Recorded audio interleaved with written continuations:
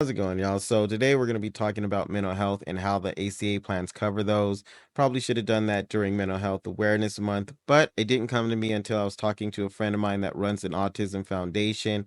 I'll put a link to her website in the description below. So if you do have autism or have children with autism, there's some great resources there, some great podcasts, and you'll definitely want to check that out. Also, like, comment, subscribe or to the channel. It really does help out the algorithm here to make sure that this gets in front of more people. Now, what we're going to do is just take a quick look at the ACA plans through the marketplace or Health Sherpa if you're an agent. The main reason I want to get this out too is that there are a lot of people that need those types of services but don't realize that their plan covers it or don't know how to read the plan details when selecting a plan to decide if it's a good plan or not. So I want to make sure that everybody is able to have access to this and understand exactly the way that it works and how to read it. Not only just the agents that'll be helping you out, but if you're watching this and you're just someone that wants to go onto the marketplace and get a plan for yourself, absolutely you can do this, and this will help as a guide for that.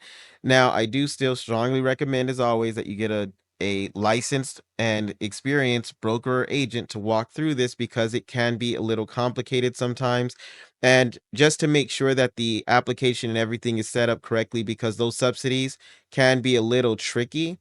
And it is good to work with someone so that you know you're putting everything in the right place so that you're not overpaying or underpaying for those.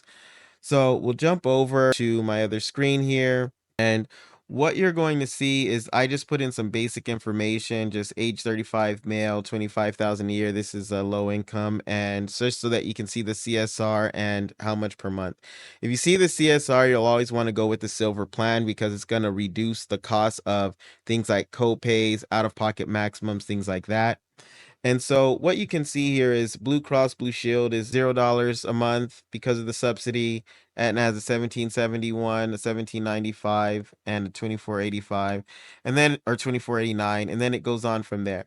Now, when it comes to these, if you want to just do it at a face value, the easiest way on most of these is going to be this doctor visit copay right here, the $20. That's usually going to be what the cost is to go to a therapy session as well when you look at the mental health copays. And then what's normally going to happen is for inpatient, if you have to go into a mental health hospital, what's going to end up happening is you're going to have this deductible that you pay first, and then you'll have this out of pocket maximum, and then how much you pay of, or what percentage you're going to pay of the cost at that point. It could be 20%, 30%, 40%, but once you hit the $3,000, then you pay absolutely nothing else out of pocket for the remainder of the year. So what we're looking at here for this one is you don't pay anything per month. It would be a $700 deductible, and then it would be a $20 copay to see a therapist. And then if you were in the inpatient hospital, the mental inpatient, then it would be $700 that you would pay up front, and then you would continue paying until you hit 30 or $3,000, and then at that point you'd be covered 100%. So real quick, just to take a look at these, just so you can see what it looks like when you go in the plan, I want to just scroll down, and it's always going to be in the same place here under mental health and substance abuse. So it's going to be a $20 copay before and after the deductible, and then it'll be a full price, and then you pay the 30% until you hit that out of pocket maximum. Now it's going to be the exact same thing for these other plans as well. This one's $17.71. The deductible's less, but the out-of-pocket maximum is more. Sometimes that could still be beneficial based off of what these co-insurance is going to be. So when you look at the mental health here, it'll be $15 per outpatient visit. And then if you're in the psychiatric hospital, then you pay the full price, and then you would pay 50% of the cost until you hit the out-of-pocket maximum, which is going to be the 3,150.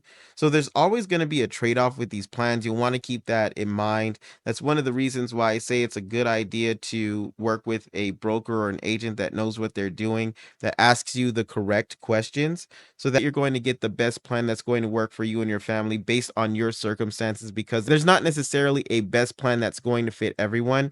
It really is going to be based off of what you feel are the most important things to you. So we'll just take a look one more time at this last plan here. And here you see that it's a $20 copay, and then it's full price, and then it's a 30% coinsurance. all the way until you hit that $3,000 out of pocket maximum. Then you pay nothing out of pocket.